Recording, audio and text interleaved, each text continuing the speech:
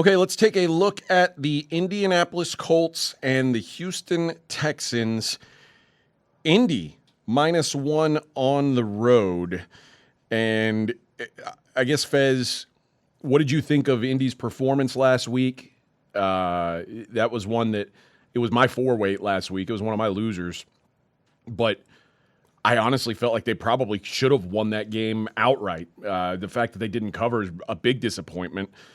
But I also am not really thrilled about what I saw out of Indy. So it's kind of, I don't know how to feel about the Colts right now. So the rookie quarterbacks have a terrible against the spread record, especially early in the year and especially week 1. But I don't know if we can blame Anthony Richardson because when he left this game, Indy had about, an 80% chance to cover. And then Minshew, hey, Gardner, we need you in there. Tie up your shoes. What? Huh, what? 3 plays from the 1. Didn't get in. No cover. Can't blame Richardson. You know what? I would make the case there's so much uncertainty in this game. I would only look towards under because we don't even know if Richardson's going to play, right? I mean, he's banged up on that on the play where he ran the ball like a tank on the goal line or to get to the goal line. And I don't trust either one of the quarterbacks. And if I don't know Richardson's going to be 100%, it sure looks like this is 20-17 written on it, which means first half under, and it means tease. I don't care who's favored. Tease the other guys and get them above +7. And we've already had a flip of the favorites once. Could happen again. I think it's a good teaser candidate. I don't know what's going to happen. The defenses are going to win, AJ. Yeah, C.J. Stroud did not look good at all, but the Texans' defense looked pretty solid. And maybe that's the Ravens' struggles. I'm not sure. But the Texans look like they're going to be okay defensively. My thought was home dog, just take the Texans, right? But the Colts are 13-6-2 straight up against Houston in the last 10 years. In those 10 years, they've only lost twice in Houston. So it's just that track record alone is enough for in what's obviously a coin flip game with a 1-point spread. That's enough to leave me off of it altogether. Anthony Richardson not listed on the injury report, so he's a go. He's fine, or at least they're not listing him as anything. The Colts in their divisional games, though, not a good ATS record in the last 21 divisional games. The Colts are just 5-16 against the spread against their own division. I stayed away from this one completely with the matchup of the 2 rookie quarterbacks because of the negativity that I have towards rookie quarterbacks, especially the trends that we give out with the first 3 weeks of the season. So I don't want anything to do with either of these teams. And it's new coaching staffs, new quarterbacks. There's just too much, too much unknown really to have a firm take on this game, I think. All right, moving on, the New York Jets. Scott's New York Jets. 1-0 New York Jets. Unbeatable, some would say. New Just York Jets. end the season. JETS. Plus 9.5. Was that a niner I heard there? Yes, it was 9.5 at Dallas. I mean, this is a fascinating line move because Aaron Rodgers is either the most valuable player in the history of time or this is an overreaction. What do you think, Scott? I think it's both. It's, yes, there should have been a move from the 3.5 to the 7.5. But I think going now from 7.5 to 9.5 is too much of an overreaction.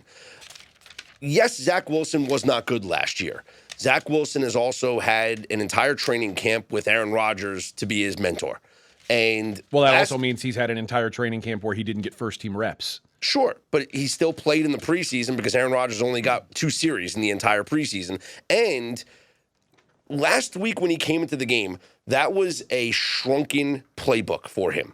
This week, it's all open. They're going into this week with him as the number 1 quarterback. They're going to prepare all week with him as the number 1 quarterback. So I would expect the playbook to be opened for Zach Wilson. And this Jets defense is going to enable them to be competitive in any game they play.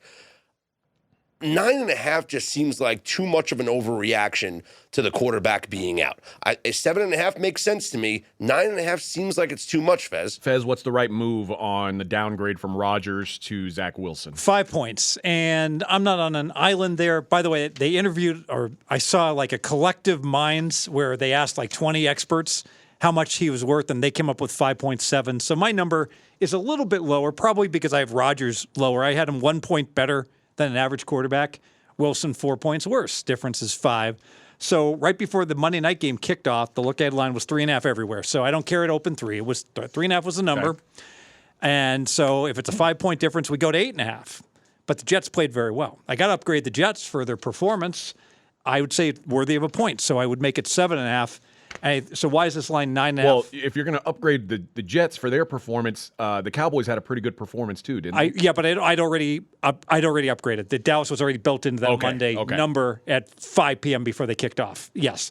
And I think what's going on is people are looking at the spot in a little more detail now, and they're like, Jets, emotional, overtime victory. Short week, and they had to play an overtime on top of it, and they're all huggy. We prevailed. That's got to be a favorable, extra.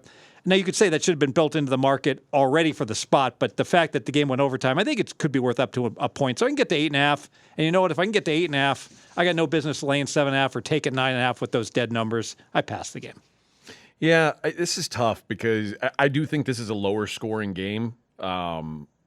Obviously, we didn't really see much of Dallas's offense. They didn't have to do anything. They were up 14-0. The offense had one possession. Yeah, they never had to do anything in that game. And I know the Jets' offense is going to be bad.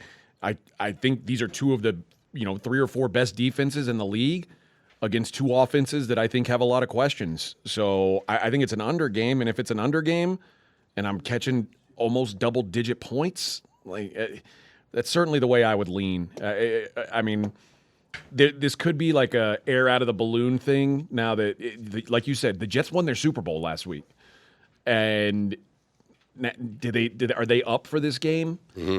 I don't know. I don't know what it looks like. I have a question for all of you. The scoring was down, but not excessively so. There's a lot of fluky scores, but offensive production in general was way, way down. There's some fluke touchdowns. Is it possible that the NFL, they know where the bread is buttered, all this fantasy football going on, not enough big plays, the memo goes out, hey, let's point of emphasis and make sure our receivers aren't getting mugged, maybe some more defensive holding, some more pass interference? Not in week 2. I could see that happening if we have another couple of down-scoring weeks, that there might be an emphasis on defensive holding and illegal contact penalties, for sure. But I don't think after 1 week it's that the officials will start doing that. All right, Washington plus 3.5 at the Broncos. This is the same number Denver was laying against the Raiders last week at home. Are the Raiders and the Commanders the same? I feel like the Raiders are way better than Washington. I would agree with that. I also think that, I don't know about way better, they're definitely better. They're better. Yeah. So why is the number the same? I don't know. What I can tell you is that the Broncos scored 17 points last week, and that's the 12th time in the last 18 games that they have failed to score over 17 points. Maybe Russell Wilson's just the problem, and it's not the head coach. Different head coach, offense still, they only scored 17 points. If the Broncos only score 17 points in this game, wouldn't you love to take the 3.5 if I told you that before the game, Fez? Is this a trick question? Yes, I would love to. Of course. So I lean towards the Commanders in this one. I gave the stat earlier when I talked about my play against the Panthers about the retread head coaches, and I'll just repeat that now. But coaches that are in their first year with a new team, so it's not rookies, these are just the retreads. They take over a new team. They always start slow. Weeks 1 through 10 in their first season, 39% ATS. So I'm going to continue to fade Sean Payton here until I see a turnaround from the Denver Broncos. You know, AJ brings up a good point. We have a nice comp here, a nice clean comp. Denver home games against the Raiders and Washington. Coming into the season, those were deemed to be equivalent teams. Season win, 6.5 for both of them. And we saw that 3.5 was way too high, and they took the dog. All right. So now, was Washington's performance subpar against Arizona? Absolutely. Yes. Was Denver's performance subpar against the Raiders? Probably not by quite as much. So maybe I can get from 3 to 3.25. At 3.5, I absolutely can't lay it. But there is one factor here. I got the 0-1 team straight up playing the 1-0 team. So I got the fat and happy Raiders that have a win. And Washington. This is the Broncos. Yeah, I got the fat and happy Washington team with the win. Thank you. And I got a Denver team that needs the game like blood at home, where they've historically been good the first 2 weeks in altitude. And so that's got to be worth at least a half point. If I had to actually play it, my power rating's like Denver, which means my numbers are probably wrong. I've got Denver a 5.5 point favorite. I think, I got Denver rated. I want to ask you guys, half a point worse than an average team, that's probably too high. Would you agree? It might be a little too high. Yeah. And you have Washington where at? I've got Washington 4 points worse. And where are they in the overall? Like, what number are they? It's interesting because I really never pay any attention to that because, but yeah, to give context, Washington number 28 and Denver tied for 15th, three-way tie. Yeah, Denver feels high to me. Washington feels about right though, and Washington, what I saw last week, they may be worse than I thought. Like the idea that Arizona was hanging with this team is crazy. Arizona got 6 sacks on Sam Howell, and I don't think that's changing because Sam Howell in college was known for holding on to the ball too long. They never threw downfield. How can you sack him 6 times? I don't know.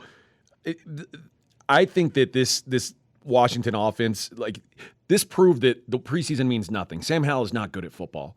I'm almost certain of it. I can't say 100%. But Pittsburgh did so well after the great preseason. Well, it didn't work out for Kenny Pickett either. Another bad example, yeah. I think the questions are about Jerry Jeudy, and I think what you said about the offense is true, Scott. Their offense was abysmal. It was like nothing was further than 5 yards. I think Russell Wilson's ADOT was 5 yards, in fact. But if Jeudy comes back, if he's announced in, I think this line goes Denver's way. How important is another receiver injured for Denver? Dolchich? The tight end. He's big. He's huge, yeah. Mm-hmm. Well, he better be. He's a tight end. Yeah, but huge. It's a huge problem to not have him. But I think if Jeudy comes back and they've got a big play threat, there's going to be some positive love for Denver. But if he doesn't, I don't know. This number, I guess it feels about right. The total's 39. The last 8 games in Denver in September, 7-1 to the under, averaged 36.5 points. So this is nothing new. And whether it's out, I don't know what it is. Altitude I would not run a hurry up in Denver weeks 1 and 2 if I was the road team. Mm-hmm. Yeah. And just to give that stat again, we've talked about it throughout the podcast tonight, but the 0-1 teams versus the 1-0 teams. The 0-1 teams, 58.5% ATS since 2012.